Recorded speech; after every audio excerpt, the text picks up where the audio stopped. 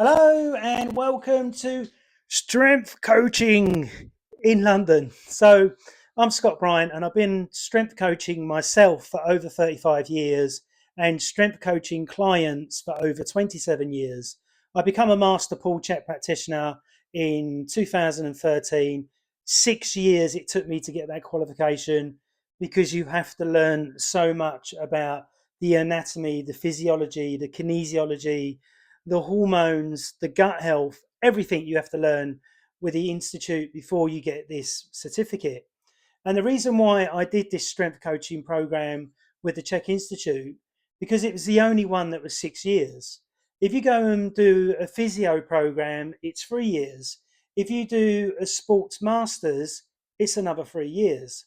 So really, I thought to go much longer will enable me to have much more knowledge, and it definitely does. I've seen guys that are sports masters degree people, and when they train their clients, they're not very good at it, unfortunately. And I think one, it's because of lack of experience, and two, too much stuff in the classroom. The thing that I liked about what I studied with the Institute, the Czech Institute in San Diego, California, is that a huge amount of it was practical and I had to use it on my own body and my clients and do hundreds of case histories in which to get qualified by Paul himself. Now, if you look at Paul Check himself, picture coming up there, you'll see he's in phenomenal shape. He's now 64, 65. So really a pensioner, but still in fantastic shape. And this is what I love is that a lot of strength and conditioning coaches go down the steroid route or they stop training when they get to a certain age. They give up and they've all got fat bellies and are not in shape. I'm still in shape at age 54. I'm working out 4 days a week. And the other thing that I want to talk about is the confusement of how many days a week you should train, how many sets and reps you should do in the gym, and how many exercises. And what I found has worked in my own body at a man that's 5'11, 15 and a half stone, with six pack abs, as well as 18-inch arms. It's all about reps, sets, loads, tempos, and rest and recovery. So many guys do not get enough rest and recovery. So a friend of mine trains 5 or 6 days a week. Oh, Scott, my back hurts. Oh, my knee hurts. Oh, my shoulder hurts. Well, Divo, you're overtraining and you're addicted to exercise. So cut it back. So I found for me and my clients, 4 days a week is enough. 2 days at the beginning of the week and 2 days at the end of the week. And we use a periodization of your workouts to make sure that you're not overtraining the muscle and not undertraining the muscle. Remember, you need to break the muscle down, it repairs for you to get bigger muscle. But it all takes time, commitment. And this is what a lot of people lack these days is time and commitment. So let's talk about exercise prescription. Now, I've seen lots of physio programs, 27 exercises, 15 exercises, 10 exercises.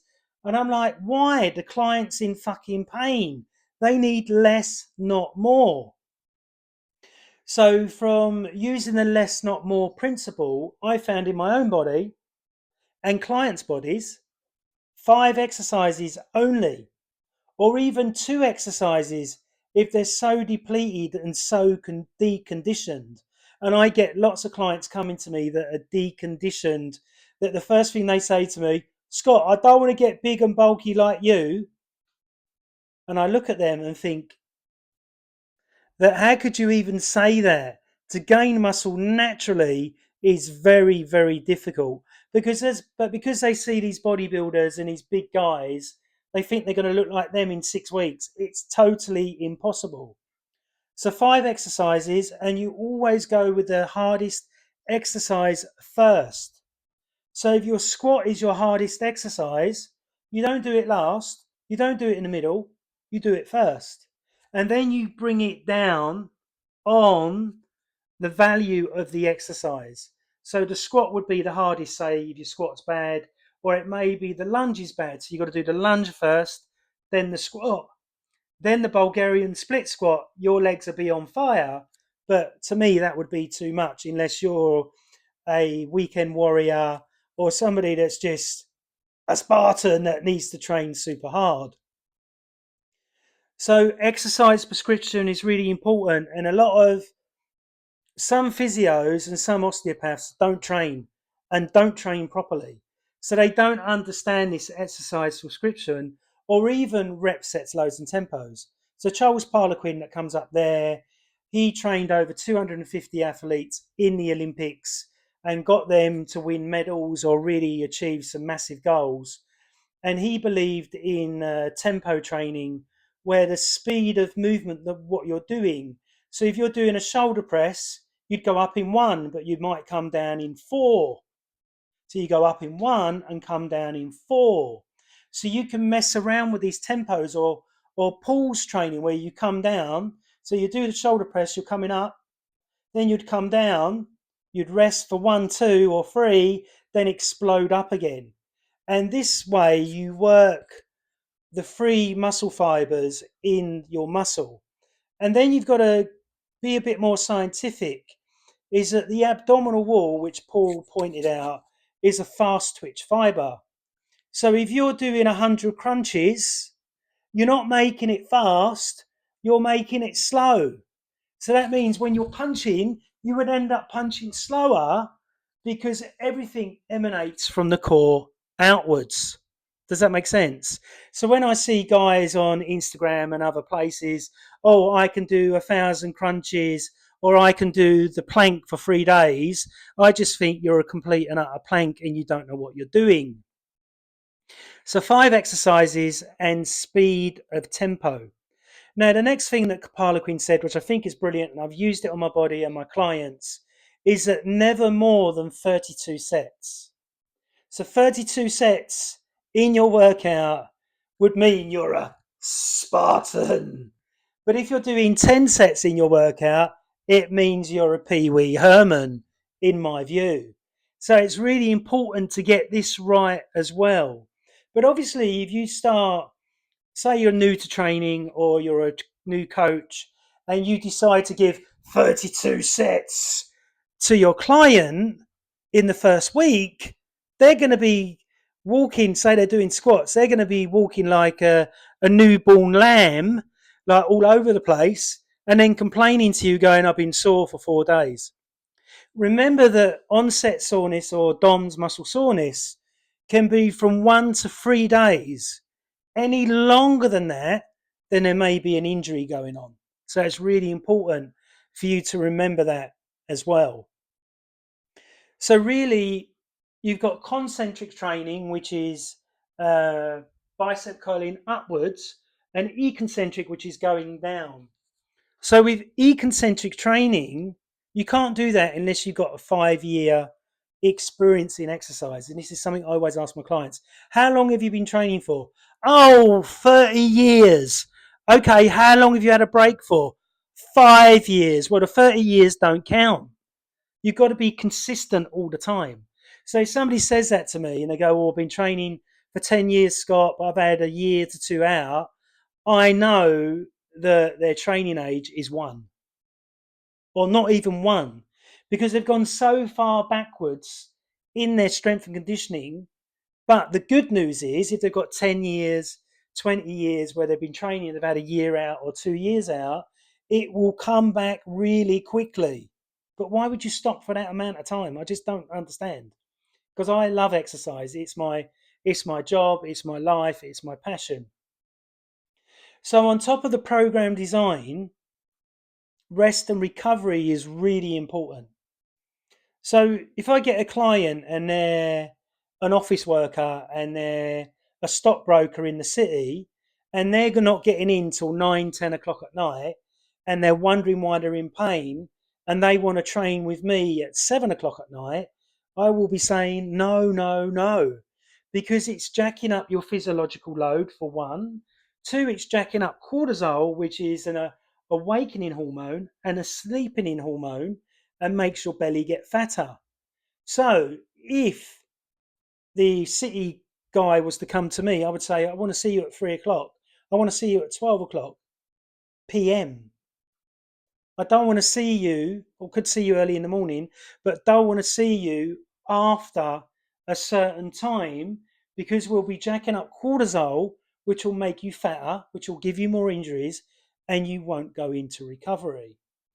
Okay. So the next thing to think about is nutrition. All trainers, nearly all of them, recommend calorie counting. And the reason why they recommend calorie counting, because they have no nutritional qualification or they don't understand nutrition at a deeper level. I've done a course which is called FDN, which will come up there. And I've done holistic lifestyle coaching with the Institute, which took, how long was it? 6 months to learn it all. And then on top of that, I did a course which was called Functional Diagnostic Nutrition, which took another year to learn. And I did the metabolic typing diet level 2 qualification, which was another 2 years roughly. So I know exactly, as your coach, what fats, what carbohydrates, and what proteins your body needs once I've done all my testing and stuff like that to find out how your gut is working. So some people will find it really difficult to gain muscle because their cortisol is too high.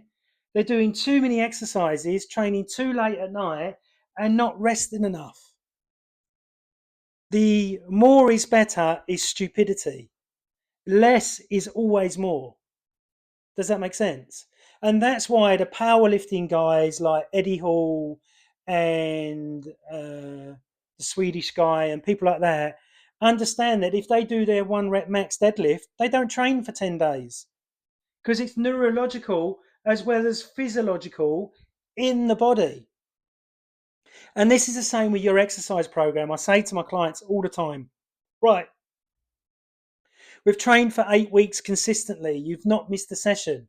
Now I want you to have a week off. But you can go for a walk, you can go for a swim, but we're not going to do any heavy loading on your body because we want the receptors, we want the muscles, we want the body to heal. Does that make sense? And many trainers just don't fucking understand that because they're just all about getting the money out of the client. When it shouldn't be about that, it should be getting the maximum and the best benefit for their clients. That's why I studied with the Czech Institute. That was 6 years. That's why I've read 1,000 books.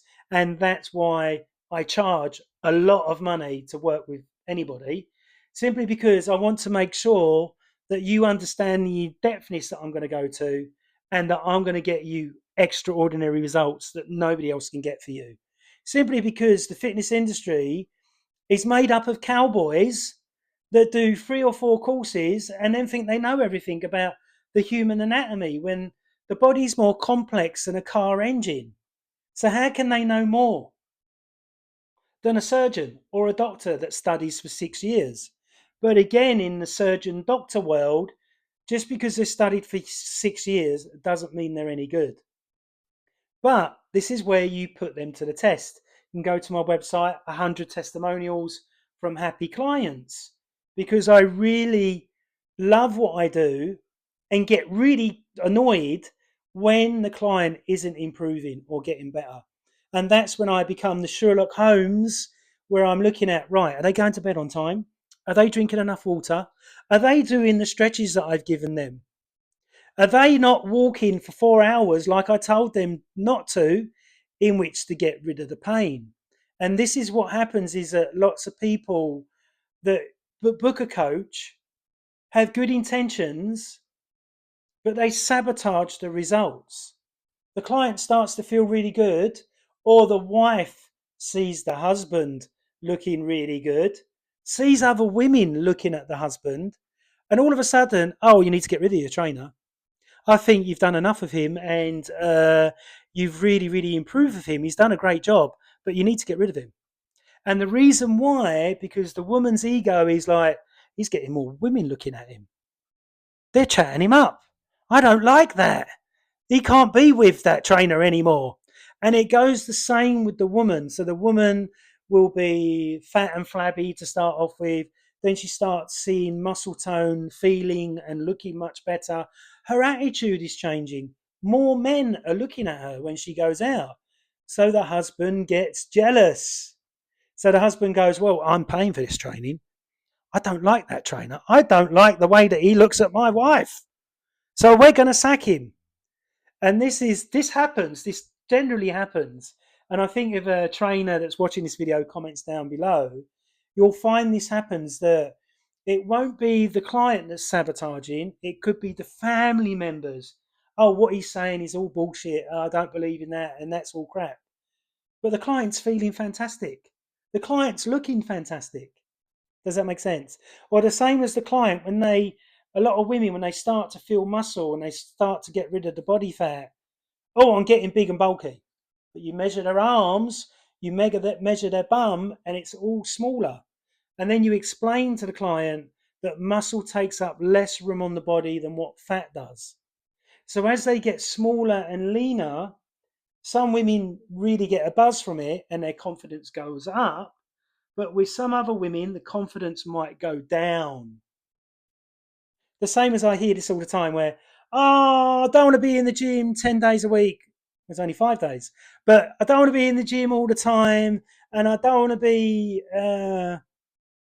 one of them gym rats. Well, you don't have to be.